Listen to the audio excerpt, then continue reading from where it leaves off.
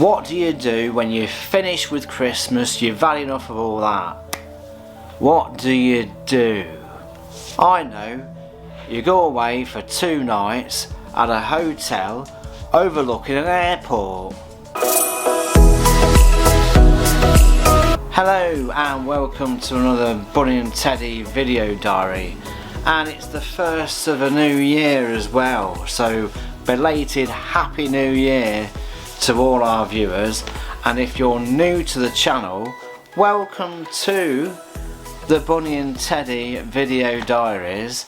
Check all our videos out on YouTube. Join us on our Facebook page, Bunny and Teddy Diaries. So before we get into this Radisson Blu Hotel away stay that we did at the end of December, let's go and think about why we went there.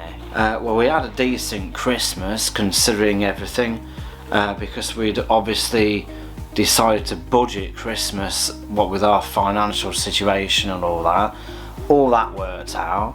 We saw friends and family, went to a couple of do's. It was all great. It's not bad at all, really. There will be a video that comes out about Christmas, so stay tuned to that. So we decided that because we've had quite a bit of money for Christmas, we thought we'd use some of it to go away. What we do normally is use booking.com as a means of finding a quick deal, and as soon as the Radisson Blu Hotel came up, the bunny was completely hooked on the idea because of where it was, and it is right outside East Midlands Airport. We wanted a break away because the last break we had was back in May last year, and that was only a 2-night stay in South Normanton at the Holiday Inn there. So if you want to check out that video, go to our channel and seek out that video there, and you'll see another video similar to this one, really, and we'll link it in the description below. Last year, 2022, wasn't the best financially for us, so we hadn't had a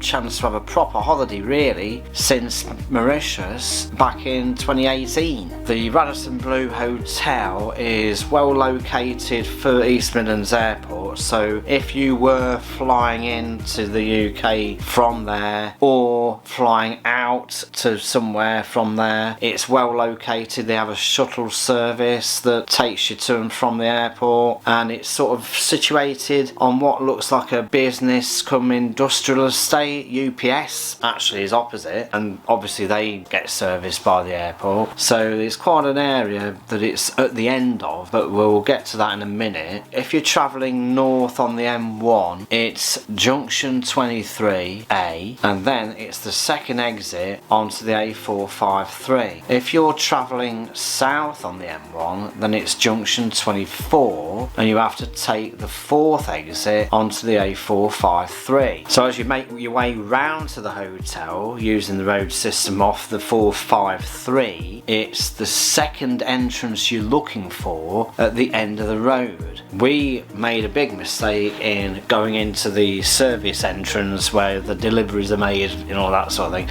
so it's right at the end of the road where you need to go in. It is £6 a day parking, but if you're flying, they do deals where they let you leave the car there and all that sort of thing, so it's well secured. It's got a gate and a gated entrance there as well, so we thought, well, we'll pay the extra 12 quid. Once inside the hotel, you're greeted with a huge foyer lobby area, really nice place to be, bar and seating, and then you've got the reception, which is a bit of a quirky 3 lecterns sort of thing, and I thought from this photo that you can see now, it looks like the receptionists are in a game show, and all they need is the scores to be appearing at the bottom of the lectern of what game show they were actually in, you know what I mean? It looked quite funny. There was one person on reception when we went in, and that was Chloe, and she was lovely. Checked in with her, no problems. You get 2 keys for your room. Our room is 354. The key to your room actually operates the elevator that takes you you up to the room, and it was a bit fiddly if I remember. It didn't really operate the way I thought. I didn't know whether you had to choose your floor first and then put the key against the bit, or the other way around, key and then press the button. It worked in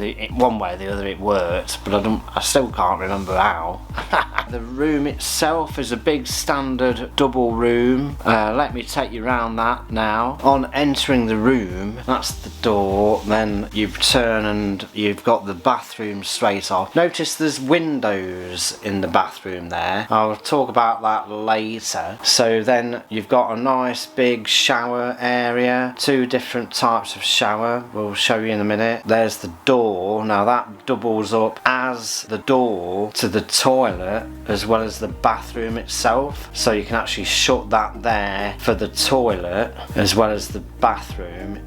There's the toilet with its flushing, and then you've got towels. You've got an extra towel as well in the wardrobe. There's the hairdryer bag and the towels there. As I say, there's the shower unit, and you've got to be careful which way you turn the showers. That bottom one, you've got to turn it up basically to alter the temperatures. And that's the shower there. There's one shower there. That's just a hand shower. The other one's more of a rain shower, and once you've got the temperature sorted out, it's great. And there's your mat with it, and then big sink, toiletries. As you can see, we've already, I mean, this is the first night I think, or maybe even the second night. It's all Radisson Blu stuff, as you can see there. There's your conditioner with the shampoo, and there's the body wash come shower gel if you want. So back outside in the room, big mirror, huge mirror by the door, and that's gonna be very good when you put your dresses on or your whatever, suits on or whatever. The wardrobe itself is a big double thing. You've got hanging space there, that's good stuff. A couple of drawers maybe for shoes, and then on this side I've got an ironing board. I can only assume the iron is up there somewhere with extra towels. Light switches, interesting one on the left there. It is for the bottom of the sink.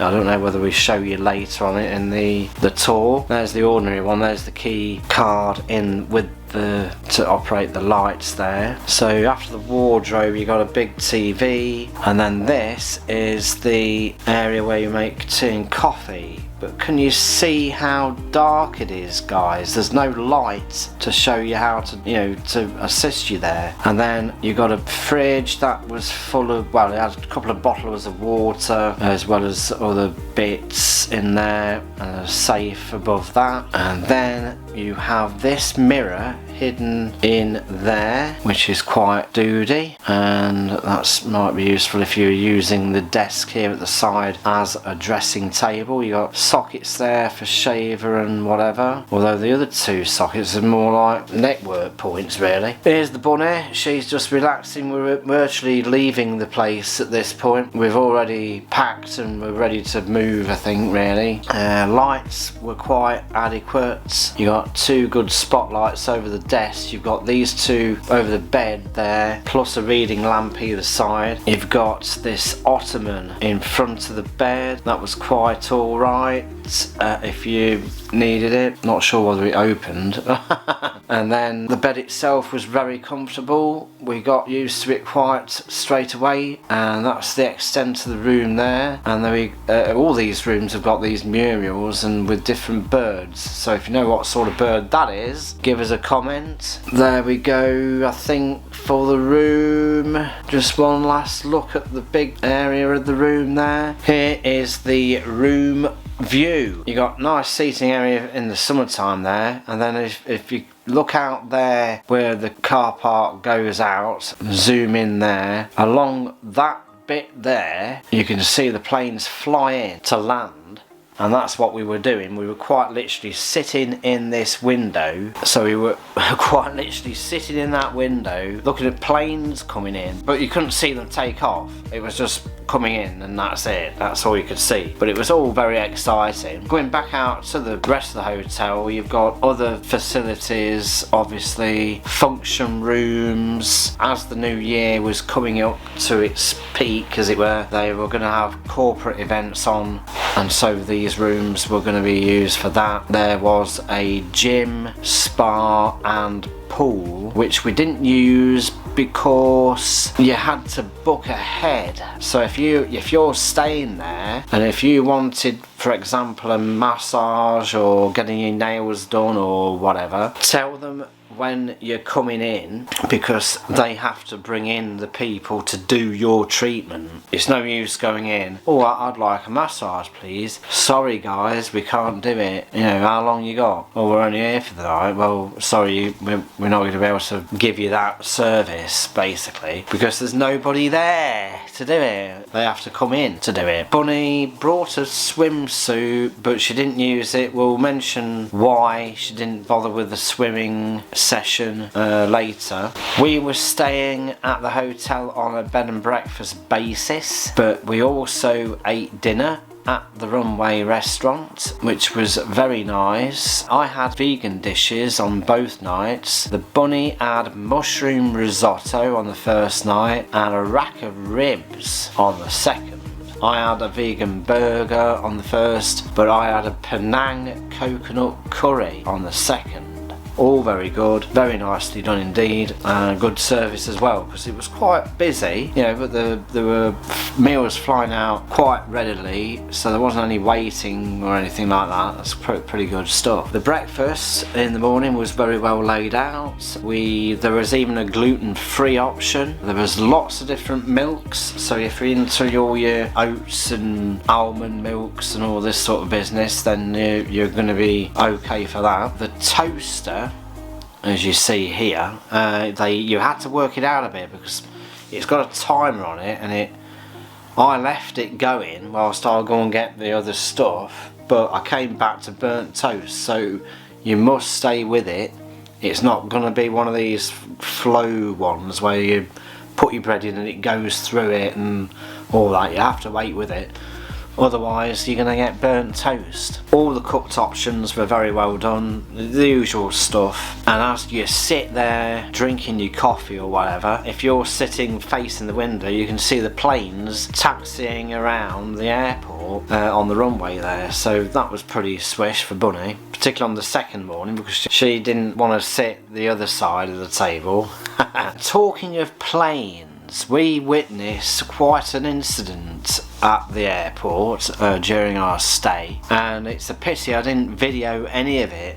Actually, I wish I'd have thought of it. It was such an exciting bit. I just completely didn't bother with it. It was this Ryanair plane, and it was coming into land, and we tracked it using Flight Radar 24. If you're into your planes, get that as an app. I mean, we did it just randomly online. It was pretty swish. So basically we were tracking this Ryanair plane coming into land, and it just didn't do it. It didn't land. The little yellow plane went straight through past the airport and started to go back round again. So it looped right round again, going away from the airport again.